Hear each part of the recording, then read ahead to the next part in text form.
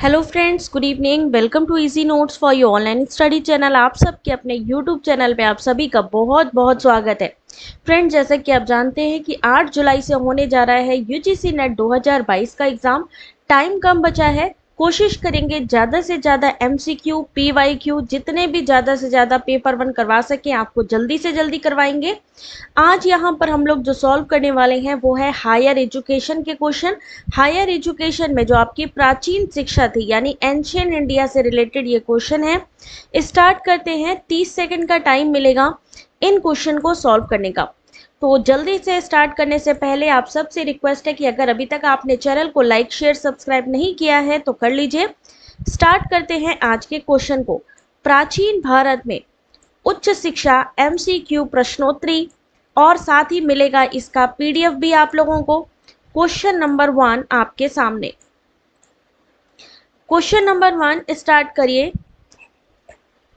आज network issue की वजह से मैं लाइव नहीं आ पाई हूं, बट ये आपके पास वीडियो जरूर पहुंचेगा। Which one of the following university is not among us the first three that were establishing during 1857?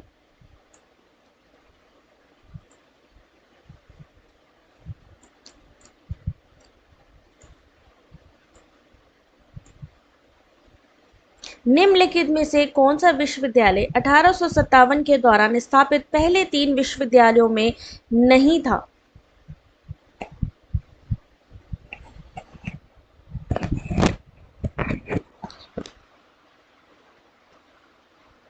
5 second बचे हैं।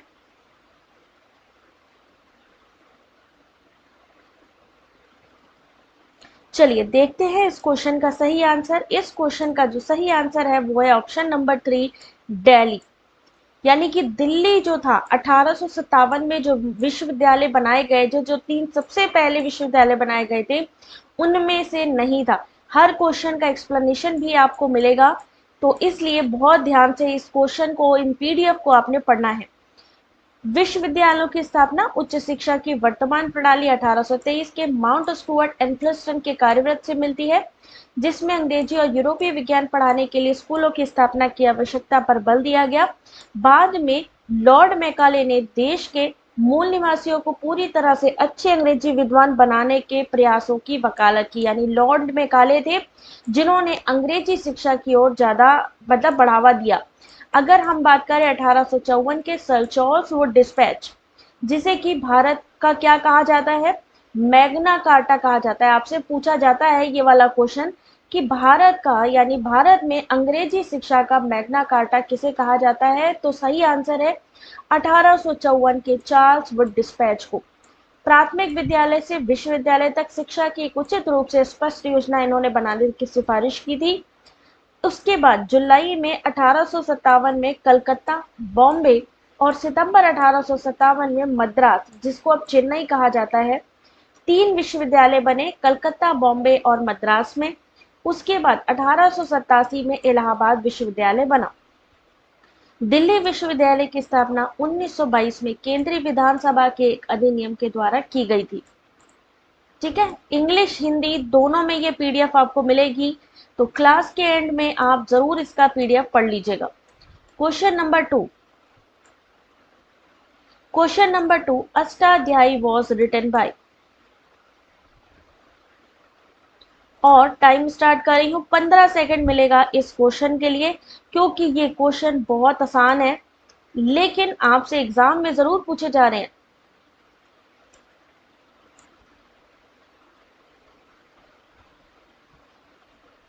Ashtadhyayi was written by.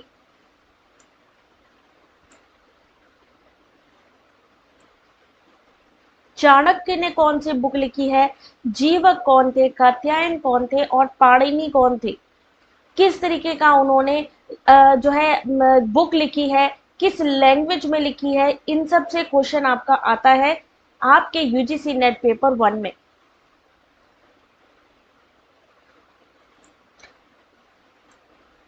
और इसका सही आंसर है ऑप्शन नंबर 4, पाणिनि। पाणिनि ने लिखी है अष्टाध्यायी। कभी कभी बुक्स की मैचिंग आ जाती है एग्जाम में। अष्टाध्यायी की रचना पाणिनि ने की। चलिए ठीक है, वेरी गुड।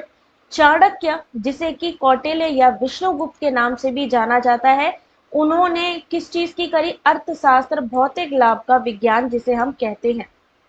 प्रॉपर दिख रहा है कि नहीं दिख रहा है? एक मिनट होल्ड करिए जरा सा। चलिए, चाणक्य, जिसको कि कौटिल्य भी कहते हैं, विष्णुगुप्त के नाम से भी जाना जाता है, तक्षशिला के वैदिक विद्वान और चंद्रगुप्त मौर्य के शासनकाल के प्रधानमंत्री रहे हैं। अर्थशास्त्र, भौतिक लाभ, है ना, इनका विज्ञान रहा है। अगर हम बात करें जीवक की, जीवक कौन थे? बुद्ध के निजी चिकित्सक थे और यी वोंग और मेडिसिन किंग से नाम से जाना जाता था। फेमस फॉर भारतीय पारंपरिक चिकित्सा। उसके बाद आता है कात्यायन। कात्यायन कौन थे? गौतम बुद्ध के शिष्य थे, संस्कृत व्याकरणविद, गणितज्ञ और वैदिक पुजारी। ये किसके लिए विख्यात थे? वर्तिकाकार व्याकरण, सुलभा सूत्र नाम के इनके उपन्यास कहे जाते हैं। पाणिनि, संस्कृत भाषाविद, व्याकरणविद, भाषा विज्ञान के जनक, पहला वर्णात्मक भाषाई, और इन्होंने लिखा है अष्टाध्यायी को। ठीक है, इसको आप लोग हिंदी इंग्लिश में पढ़ लीजिएगा पूरा पीडीएफ। क्वेश्चन नंबर 3 की तरफ चलते हैं। Question number 3, given below are two statements. यहाँ पर टू स्टेटमेंट्स दिए गए हैं। पहला है कि यूनिवर्सिटी ऑफ नालंदा, चलिए टाइम भी स्टार्ट कर देती हूँ साथ में। University of Nalanda, Takshashila, Vikramshila of ancient India are now all located in union territory. Statement 2, the entrance test of its own kind was prevalent in the ancient seats of learning India.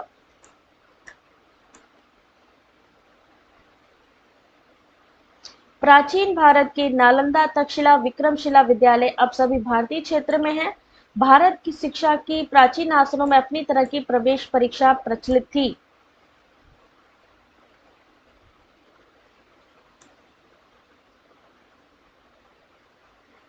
क्या answer होगा इसका? Ancient universities यानी प्राचीन विश्वविद्यालय से even pre independence, post independence से भी question आते हैं। किससे रिलेटेड? एजुकेशन से रिलेटेड। यहाँ पर आपका जो पहला ऑप्शन है वो गलत है कि नालंदा, तक्षशिला और विक्रमशिला विश्वविद्यालय अब भारत क्षेत्र में स्थित नहीं है।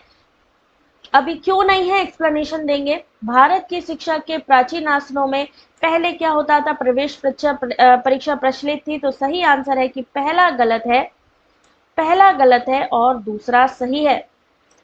ठीक है, अब देखिए इसका एक्सप्लेनेशन।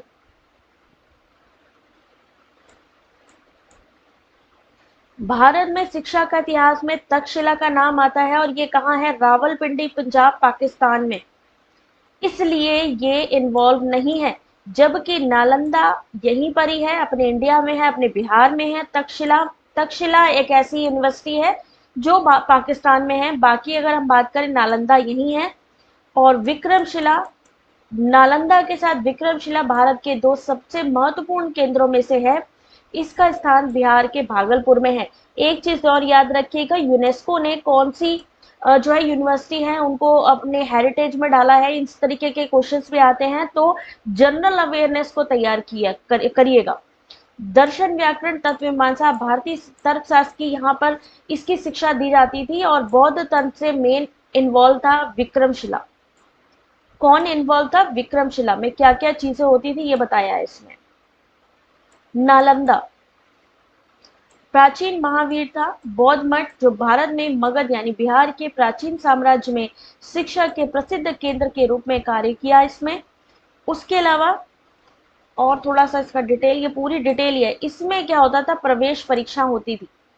ठीक है, नालंदा में प्रवेश परीक्षा हुआ करती थी। प्राचीन काल में भारत शिक्षा का गौरव केंद्र रहा। नालंदा बिहार, विक्रमशिला बिहार, तक्षशिला रावलपिंडी विश्वविद्यालय शिक्षा के केंद्र थे। दुनिया के विभिन्न हिस्सों से छात्र दर्शन, चिकित्सा, अंकगणित आदि विषयों में जो शिक्षा प्राप्त करने के लिए यहाँ आते थे। इन विश्वविद्यालयों में प्रवेश परीक्षा बहुत कठिन थी और प्रवेश परीक्षा हर एक विद्यार्थी को देनी होती थी। इसलिए केवल मेधावी छात्र को ही प्रवेश मिलता था। इसलिए पहला गलत है और दूसरा सही है। Question number question number 4, which of the following areas of liberal education at the higher level in the feudal society of Europe was classified under quadrivium? क्वाड्रिवियम इनमें से कौन किसको कहा जाएगा?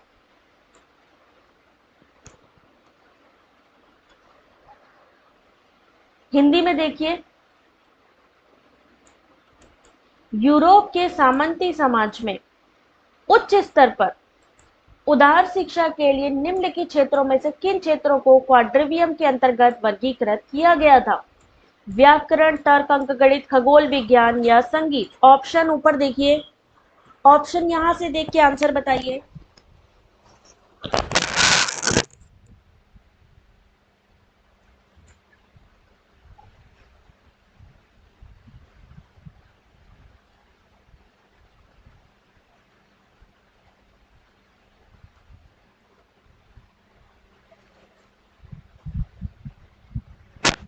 चलिए देखते हैं इस क्वेश्चन का सही आंसर। इस क्वेश्चन का सही आंसर क्या होगा? ऑप्शन नंबर 3, ऑप्शन नंबर 3 सी, डी और ई, यानी अंकगणित, खगोल विज्ञान और संगीत, ये 3 क्षेत्र आते हैं क्वाड्रिवियम में। ठीक है, अंकगणित, खगोल विज्ञान, संगीत जैसे उदार शिक्षा क्वाड्रियम के तहत वर्गीकृत किया गया। उसके अलावा क्वाड्रियम है क्या चीज? ये क्वेश्चन बनते हैं यहां से, इसलिए बहुत इंपॉर्टेंट है, पढ़ लीजिए इसको। क्वाड्रियम का अर्थ है कला के 4 विषय, अंकगणित, ज्यामिति, खगोल विज्ञान और संगीत। क्वाड्रियम सिस्टम के बाद ट्रिवियम आता है, ग्रामर, लॉजिक और रिटोरिक आते हैं। क्वाड्रियम को दर्शन और धर्मशास्त्र के अध्ययन का आधार माना जाता है। ये उदार कलाओं में मध्यकालीन शिक्षा का ऊपरी भाग है। 4 विषय, अंकगणित में क्या सिखाया जाता है? सार में संख्या, ज्यामितिक अंतरिक्ष में संख्या, खगोल विज्ञान अंतरिक्ष और समय में संख्या और संगीत समय में संख्या। ट्रिवियम पहले आता है और यह दुनिया की एक कला है। उदार कला में छात्र परंपरागत रूप से चतुर्भुज की ओर बढ़ते हैं, जो संख्या या मात्रा की कला है। Question number 5, the ancient Indian university known as the chief center for advanced and specialized study in न्याय और लॉजिक was?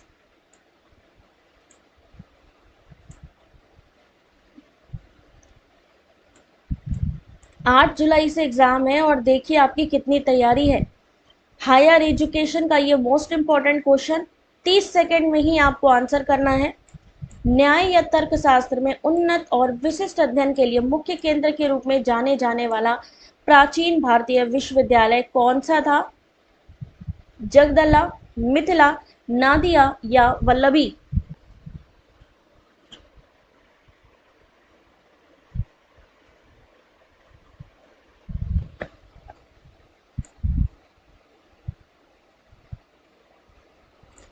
इसका सही आंसर होगा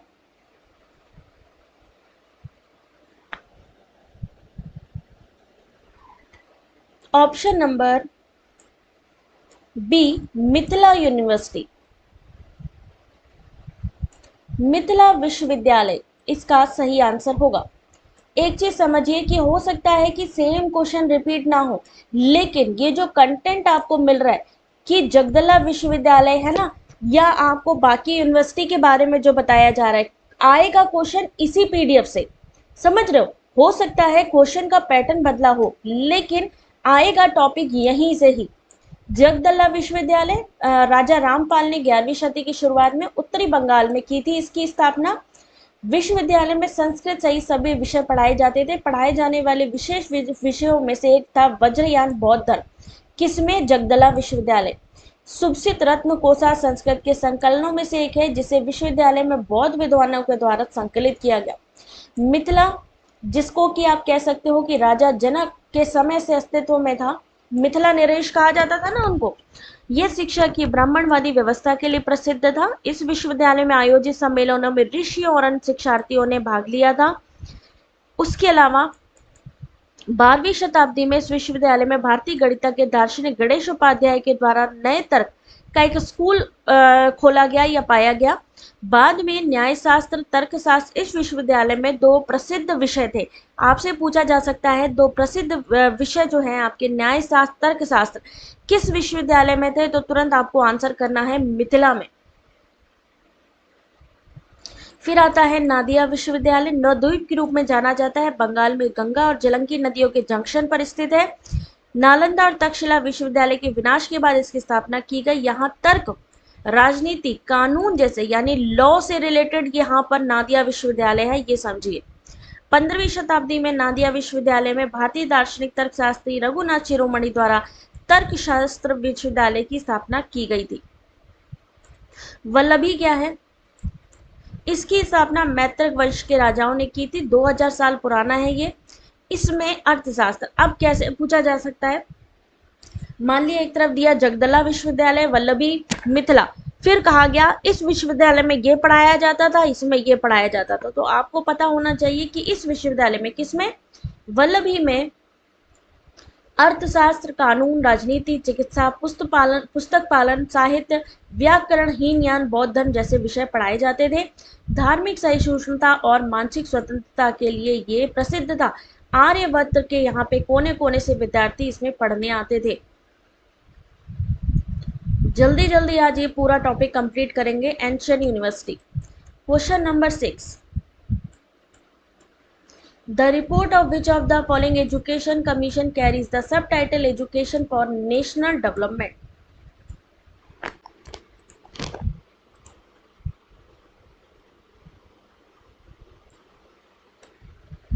आंसर करिए इस क्वेश्चन का। क्वेश्चन नंबर 6, किस शिक्षा आयोग की रिपोर्ट में उप शीर्षक राष्ट्रीय विकास के लिए शिक्षा है?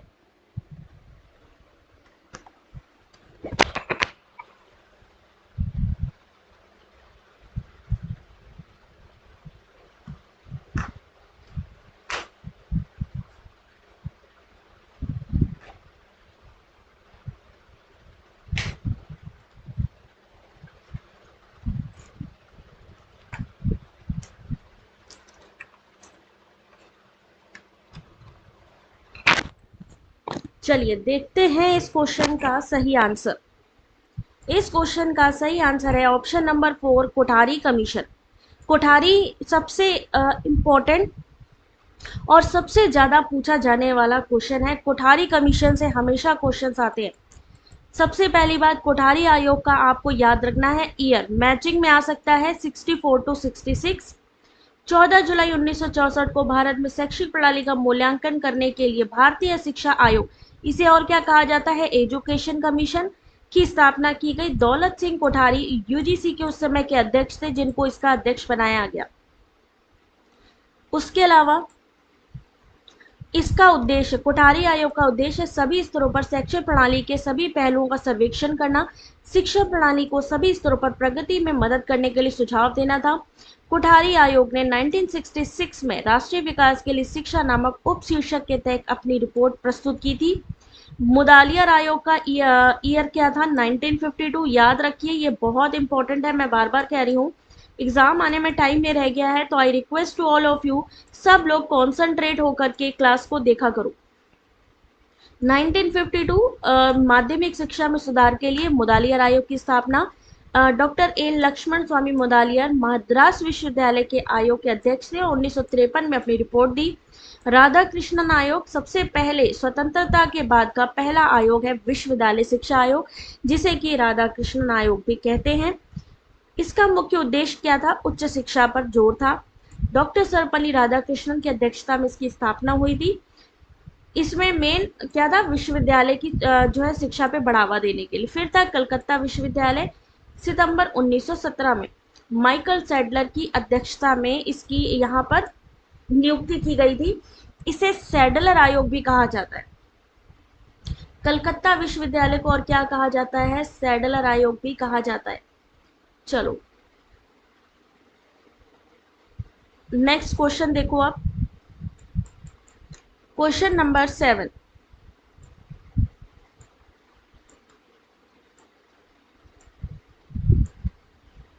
आंसर करो।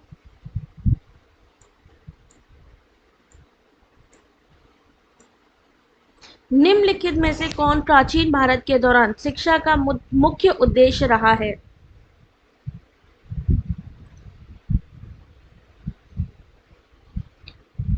Which of the following has been the main aim of education during ancient India?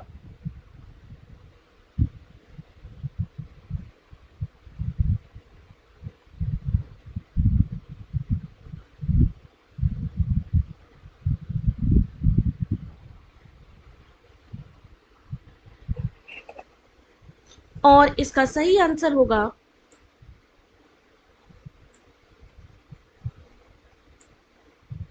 चलिए देखिए इसका सही आंसर ऑप्शन नंबर 1 इमेंसिपेशन और लिबरलाइजेशन, यानी कि उदारीकरण भी कह सकते हैं, मुक्ति या उदारीकरण। लिबरलाइजेशन को क्या कह सकते हैं? उदारीकरण भी कह सकते हैं, तो ये भी आंसर सही है। शिक्षा का मुख्य उद्देश्य रहा है शिक्षा का उदारीकरण, इमेंसिपेशन और लिबरेशन। प्राचीन भारत में शिक्षा क्या थी, इसको पढ़ लेना एक बार। चलो नेक्स्ट क्वेश्चन देखो, ये तो सब पढ़ने वाला है, आप लोगों के पढ़ने के लिए है सब कुछ। चलिए क्वेश्चन नंबर 8 पे फोकस करिए, आंसर बताइए इसका।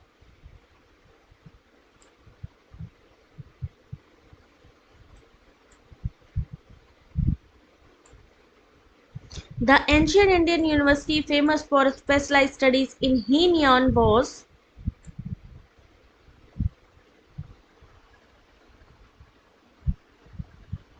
क्वेश्चन नंबर 8 हीनयान के विशिष्ट अध्ययन के लिए प्रसिद्ध प्राचीन भारतीय विश्वविद्यालय। अभी ऊपर आप लोगों को दिखाया भी था, अभी ऊपर जब मैं आपको यूनिवर्सिटीज के बारे में बता रही थी तो इसके बारे में भी मैंने बताया था।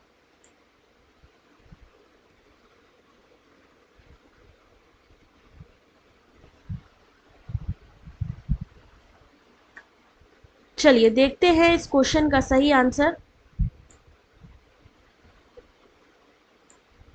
ऑप्शन नंबर 3 वल्लभी विश्वविद्यालय।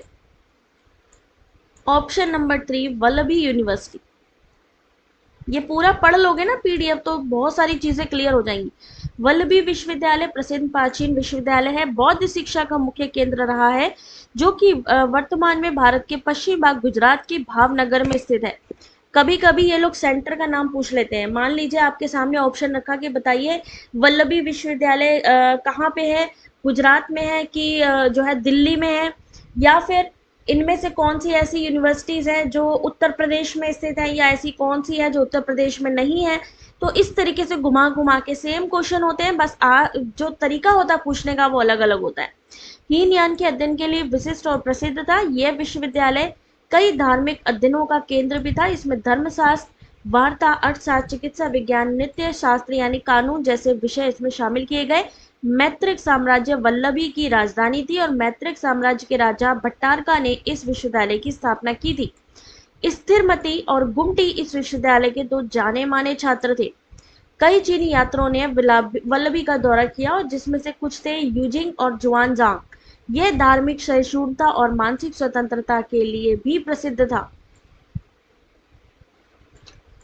अब देखो, थेरवाद बौद्ध धर्म बुजुर्गों का स्कूल था। बुजुर्गों के स्कूल को क्या कहा जाता था? थेरवाद। महान वाहन महायान बौद्ध धर्म, वज्रयान बौद्ध धर्म, हीरे का मार्ग। तीन मुख्य विश्वविद्यालयों की स्थापना की गई। तीन कौन कौन से थे बौद्ध धर्म में? थेरवाद, महायान और वज्रयान बौद्ध धर्म में तीन की स्थापना की गई। इसको पढ़ लेना आप, ठीक है।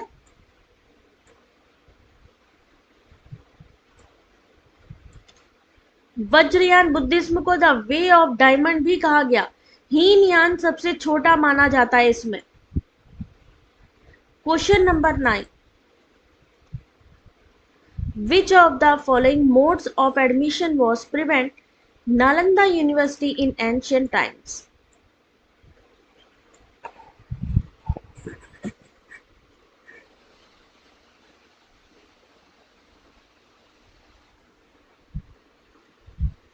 आज हम लोग पढ़ रहे हैं UGC net paper 1 ancient university के मोस्ट इंपॉर्टेंट एमसीक्यू। प्राचीन विश्वविद्यालय, प्राचीन काल में नालंदा विश्वविद्यालय में प्रवेश के निम्नलिखित तरीकों में कौन सा प्रचलित था? याद रखिए, हायर एजुकेशन को आपको सबसे ज्यादा तैयार करना है क्योंकि हायर एजुकेशन से कंटिन्यू क्वेश्चंस आ रहे हैं।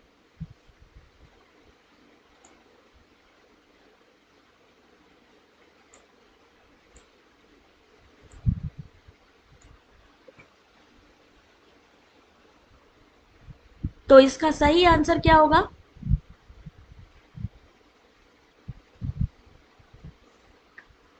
ऑप्शन नंबर 1, प्रवेश परीक्षा के आधार पर एडमिशन दिया जाता था नालंदा यूनिवर्सिटी में प्राचीन समय में। ठीक है, नालंदा विश्वविद्यालय, नालंदा में स्थित एक बड़ा बौद्ध मठ था। बिहार भारत के सबसे पुराने शिक्षण संस्थानों में से एक है। इसकी उत्पत्ति गुप्त साम्राज्य में हुई थी। माना जाता है कि गौतम बुद्ध ने नालंदा में उपदेश दिया। तिब्बती इतिहासकार तारानाथ ने नालंदा को सीखने की खान कहा। अब ये भी पूछा जा सकता है कि किसको, कौन सी ऐसी यूनिवर्सिटी है जिसे सीखने की खान कहा गया? तो आपको अगर ये चीज पढ़ी होगी तो ही तो आप आंसर कर पाओगे कि हाँ भाई, नालंदा को कहा तिब्बती इतिहासकार तारानाथ ने। चिकित्सा विज्ञान सहित सभी विज्ञानों के साथ उपनिषद और वेद भी पढ़ाए गए। नालंदा के शिक्षकों के व्यवहारिक ज्ञान ने चीन, कोरिया, जापान, तिब्बत, मंगोलिया, तुर्की, श्रीलंका और दक्षिण पूर्वी एशिया के विद्वानों को भी आकर्षित किया। तिब्बती स्रोतों के अनुसार पुस्तकालय धर्मगंज में रत्न सागर, रत्नोदधि और रत्न रंजिका नामक 3 बड़ी बहुमंजिली इमारत भी इसमें थी। ठीक है, चलो, इसमें प्रवेश प्रक्रिया कैसे ली जाती थी? जो है, प्राचीन काल में नालंदा विश्वविद्यालय में छात्रों का प्रवेश कठिन होता था। उन छात्रों से विद्वान द्वारा परीक्षा ली जाती थी जो प्रवेश लेना चाहते थे। परीक्षा में सफल हुए छात्रों को ही विश्वविद्यालय में प्रवेश का अधिकार था। छात्रों को प्रवेश के लिए कोई शुल्क नहीं देना होता था। छात्रों के आवास, भोजन, वस्त्र आदि की जो व्याख्या थी वो निःशुल्क थी, यानी उनको फ्री में ही करा जाता था। लेकिन उसके लिए सबसे पहले उन्हें एडमिशन टेस्ट देना होता था, एंट्रेंस टेस्ट देना होता था नालंदा यूनिवर्सिटी। क्वेश्चन नंबर 10, ऐतिहासिक नालंदा विश्वविद्यालय किसके शासनकाल में स्थापित किया गया था?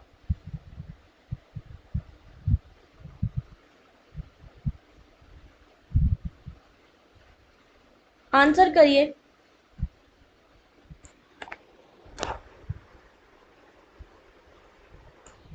During whose rule was historical Nalanda University established?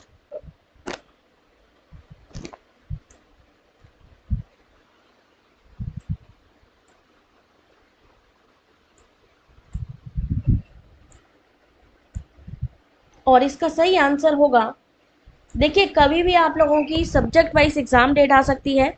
इंतजार मत करिए, किसी भी सब्जेक्ट का पहले एग्जाम पढ़ सकता है। इसमें मत रहिए कि नहीं भाई मेरा लास्ट में हुआ था पिछली बार तो इस बार भी लास्ट में होगा। ठीक है, अपनी पूरी तैयारी रखिए और यहाँ पर इसका सही आंसर होगा ऑप्शन नंबर डी, कुमार गुप्त। ऐतिहासिक नालंदा विश्वविद्यालय किसके शासनकाल में स्थापित किया गया? कुमार गुप्त में। एक्सप्लेनेशन देखिए, नालंदा विश्वविद्यालय दुनिया के पहले विश्वविद्यालयों में से एक था जिसकी स्थापना 5वीं शताब्दी ईसा पूर्व हुई थी। इसकी स्थापना कुमार गुप्त ने की थी। कुमार गुप्त कौन थे? सम्राट चंद्रगुप्त द्वितीय और रानी ध्रुवदेव के पुत्र थे। उसने सिंह को मारने वाले छवियों वाले सिक्के भी जारी किए थे। कार्तिकेय की जिसमें एक तस्वीर भी थी, बिंदुसार, इन सब के बारे में पढ़ लेना, चंद्रगुप्त, बिंदुसार, है ना। क्वेश्चन नंबर 11, आंसर करिए।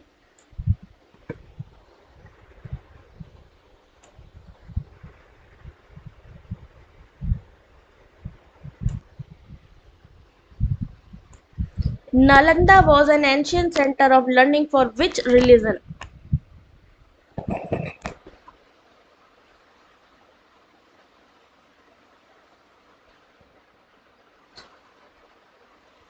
नालंदा किस धर्म की शिक्षा का प्राचीन केंद्र था?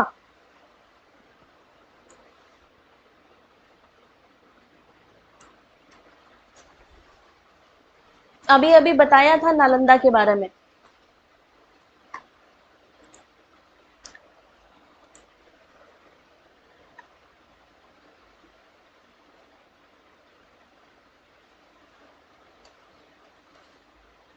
चलिए देखते हैं इसका सही answer. Option number D, Buddhism इसका सही आंसर है। नालंदा बुद्ध धर्म से संबंधित था, जो कि शिक्षा का प्राचीन केंद्र था। ठीक है, इसको पढ़ लेना एक बार।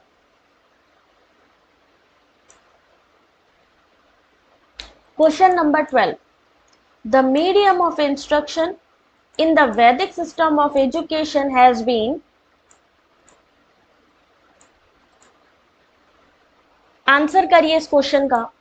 शिक्षा की वैदिक प्रणाली में शिक्षा का माध्यम क्या रहा था?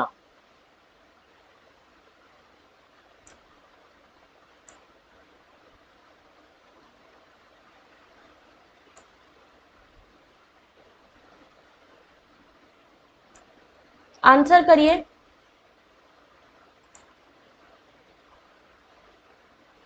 क्वेश्चन नंबर 12,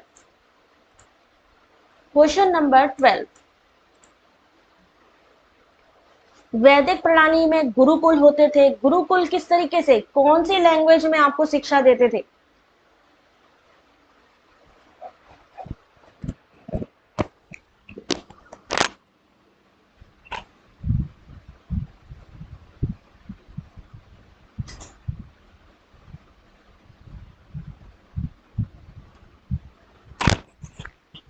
नेचुरल सी बात है, वैदिक शिक्षा की बात करें, वैदिक प्रणाली की बात करें तो सही आंसर होगा option number 1, Sanskrit. Medium of instruction क्या क्या रहा है? संस्कृत रहा है। शिक्षा की वैदिक प्रणाली, एक मिनट होल्ड करना जरा। शिक्षा की वैदिक प्रणाली दिख रहा है सबको? एक मिनट, थोड़ा सा दिख रहा है? हाँ, चारों वेद थे, ऋग्वेद, यजुर्वेद, सामवेद और अथर्ववेद, सभी को शिक्षा का अधिकार प्राप्त था। गुरुकुल प्रणाली वैदिक काल के दौरान बनाई गई थी। उसके अलावा इस प्रणाली में शिष्य गुरु के पास रहता था और शिक्षा प्राप्त करता था। संस्कृत ब्राह्मणवादी शिक्षा के माध्यम के रूप में काम करती थी। शिक्षा की वैदिक प्रणाली में संस्कृत भाषा में प्राचीन ग्रंथ लिखे गए हैं और गुरु से शिष्य को मौखिक रूप से प्रेषित किया जाता था। ठीक है। पाली क्या है? इंडो आर्यन भाषा है। व्याकरण और संरचना संस्कृत से सरल है। बौद्ध और जैन धर्म की पवित्र भाषा है। हिंदी इंडो आर्यन भाषा है, ब्राह्मी लिपि से इसको लिया गया है। उर्दू मुस्लिम शासन के दौरान शिक्षा का माध्यम फारसी था, जिसके कारण उर्दू नामक एक नई भाषा का निर्माण हुआ। ये अरबी और फारसी मूल के शब्दों के साथ फारसी अक्षरों से मिलकर लिखा गया है। ये सब चीजें आपके एंशियंट एजुकेशन से हैं। क्वेश्चन नंबर 13, आंसर करिए। Which of the following are the highest seat of learning in ancient India? निम्नलिखित में से प्राचीन भारत में शिक्षा के उच्चतम स्थान कौन से हैं?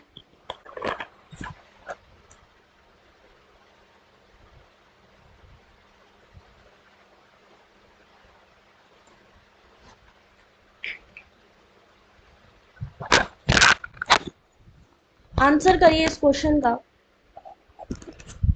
विच of the following are the highest seat of learning in ancient India?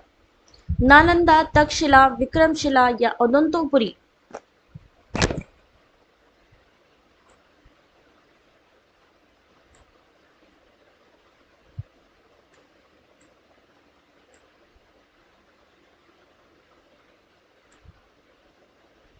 और इसका सही आंसर होगा ऑप्शन नंबर 3, यानी कि ये सभी, नालंदा, तक्षशिला, विक्रमशिला, उदंतपुरी, ये सब। ठीक है, इसका सही आंसर ऑप्शन नंबर 3 होगा। उदंतपुरी क्या है? इसकी स्थापना 8वीं शताब्दी में पाल शासक धर्मपाल ने की थी। यह एक बौद्ध विहार था। प्राचीन भारत के 6 बौद्ध विश्वविद्यालय इसमें से एक थे। उदंतपुरी को भारत का दूसरा सबसे पुराना विश्वविद्यालय माना जाता है।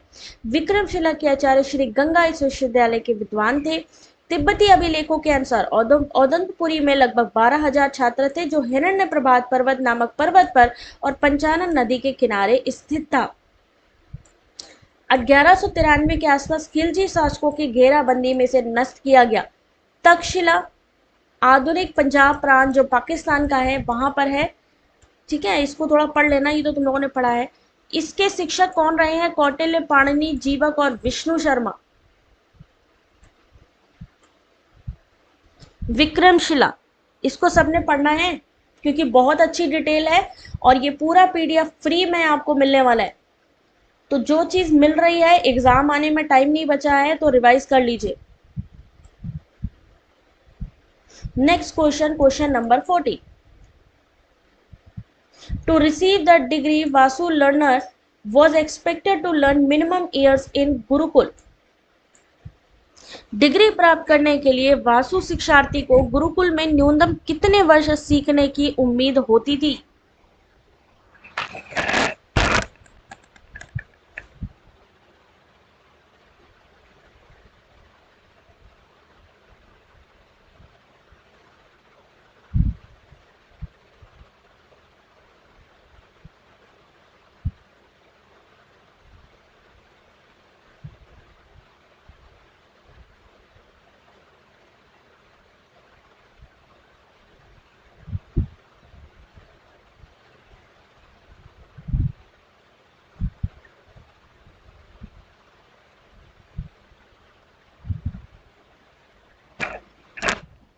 चलिए आंसर देखते हैं कि आपने इस क्वेश्चन का सही आंसर दिया है या नहीं दिया है।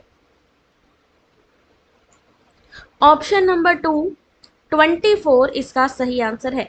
डिग्री प्राप्त करने के लिए वासु शिक्षार्थियों को गुरुकुल में कम से कम 24 साल सीखने की उम्मीद होती थी। 24 साल तक गुरुकुल में उसको रहना होता था, सोचो जरा। ठीक है, ऋग्वेद, अथर्ववेद जैसे वैदिक साहित्य की शिक्षा शामिल होती थी उसमें। अब देखो ध्यान से, 24 वर्ष की आयु तक वासु, 36 साल की आयु तक रुद्र और 48 साल की आयु तक आदित्य छात्र के जीवन के 3 चरण थे। अगर आपसे पूछा जाए वैदिक प्रणाली या गुरुकुल प्रणाली में छात्र जीवन के कितने चरण थे, तो आपको बताना है 3 चरण थे। एक 24 साल की आयु तक वासु, 36 साल की आयु तक जिसको शिक्षा दी जाती थी वो रुद्र कहलाता था, और जो 48 साल की आयु तक जिसको शिक्षा दी जाती थी उसे आदित्य कहा जाता था। Next question, question number 50। प्राचीन भारत के विश्वविद्यालयों में शिक्षण प्रख्यात शिक्षकों के बोर्ड द्वारा नियंत्रित किया जाता था। विक्रमशिला विश्वविद्यालय के बोर्ड द्वारा किस विश्वविद्यालय के मामलों का प्रशासन किया जाता था? ये आपके हायर एजुकेशन के क्वेश्चन है।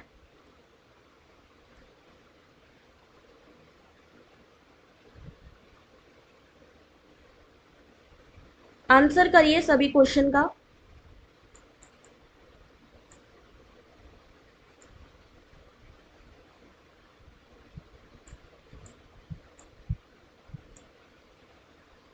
और इस क्वेश्चन का सही आंसर है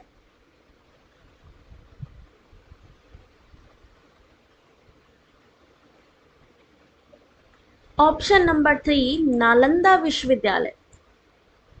विक्रमशिला के बोर्ड नालंदा विश्वविद्यालय के मामलों का प्रशासन किया करते थे। ठीक है, इसको सबने पढ़ लेना है डिटेल में।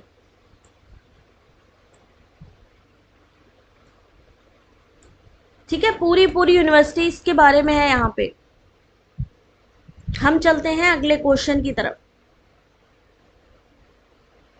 क्वेश्चन नंबर 16, आंसर करिए इस क्वेश्चन का। विश्व का प्रथम ज्ञात आवासीय अंतरराष्ट्रीय विश्वविद्यालय कौन सा है? The first known residential international university of the world is.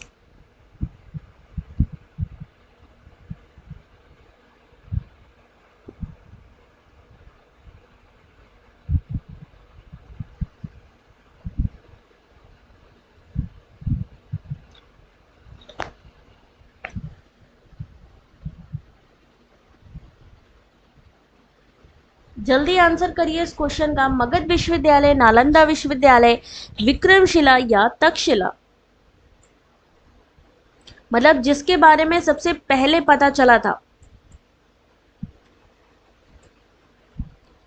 पहला ज्ञात यानी जिसके बारे में सबसे पहले पता चला था और जहां पे रहा भी जाता था, लोग रहते थे। तो सही आंसर है option number B, Nalanda university. Option number B, Nalanda university. क्या होता था, अभी मैंने पहले आपको बताया, जहाँ पे इंट्रेंस एग्जाम होता था आपका, और वहाँ पे आपको सारी सुविधाएं दी जाती थी, और पूरी तरीके से ये आवासीय विश्वविद्यालय था, ठीक है, जिसमें कम से कम 2000 शिक्षक और 10,000 छात्र होते थे। नालंदा और तक्षशिला दुनिया के सबसे प्रसिद्ध और सबसे पुराने विश्वविद्यालय हैं। डिटेल और थोड़ा पढ़ लेना। बोध गया बिहार में मगध विश्वविद्यालय को विश्वविद्यालय अनुदान आयोग के द्वारा मान्यता प्राप्त है। चलो क्वेश्चन नंबर 17 पे चलते हैं जल्दी से। Which one of the following ancient university provided for the teaching of a special subject? Vajrayana Buddhism along with other subject। अभी अभी पढ़ाया था, ये किसी ने ध्यान से पढ़ा होगा तो आंसर कर लेगा।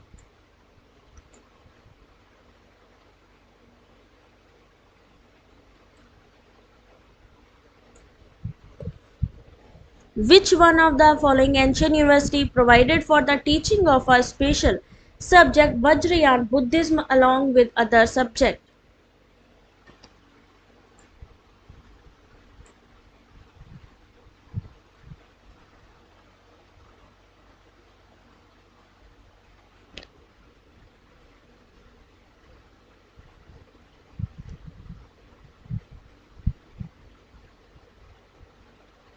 मिथिला, जगदला, नालंदा या ओदंतपुरी?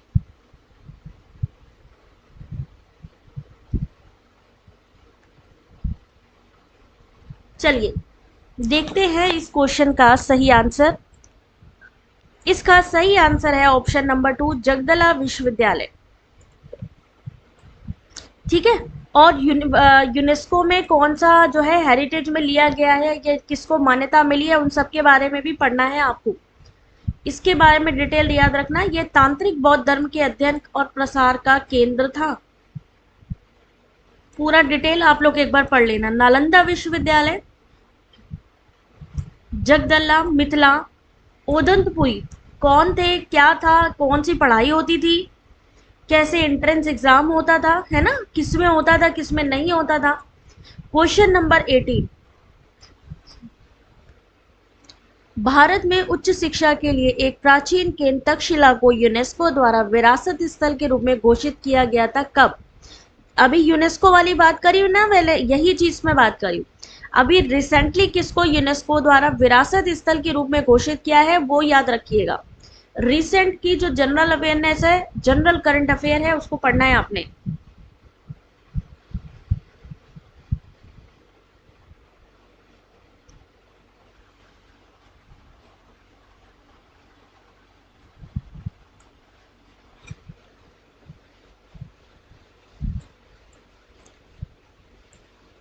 इसका सही आंसर होगा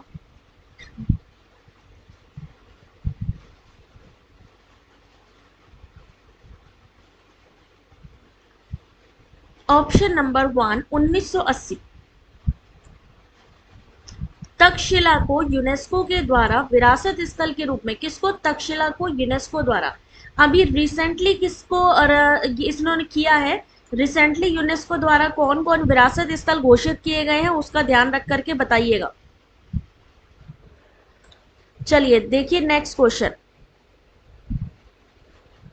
क्वेश्चन नंबर 19, ये वाला तो अभी आपने किया भी था शायद, है ना। क्वाड्रिवियम की बात कर, ट्रिवियम, under which of the areas of liberal education at higher level in feudal society of Europe was classified under trivium?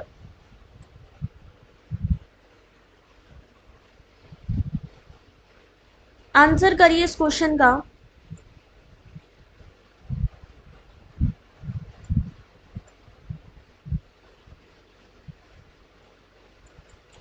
अभी अभी पढ़ा था आप लोगों ने ऊपर वाले क्वेश्चन में, रिपीट हुआ है ये क्वेश्चन, फिर भी आप लोग बताइए इसका आंसर जल्दी से।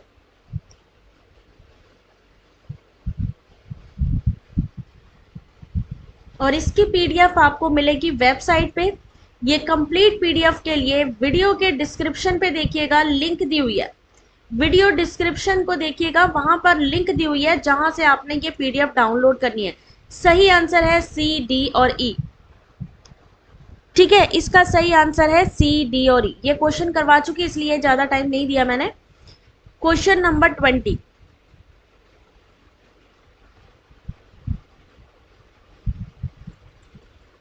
चलिए क्वेश्चन नंबर 20 आंसर करना शुरू करिए। The prominent women scholars reported during the वैदिक पीरियड्स आर। वैदिक काल के दौरान रिपोर्ट की गई प्रमुख महिला विद्वान इनमें से कौन सी है? गार्गी, मैत्रेयी, संघमित्रा, विशंबरा या अपाला? हिंदी में देखिए, इस तरीके विमेन्स स्कॉलर्स के बारे में भी पूछा जा सकता है आपसे।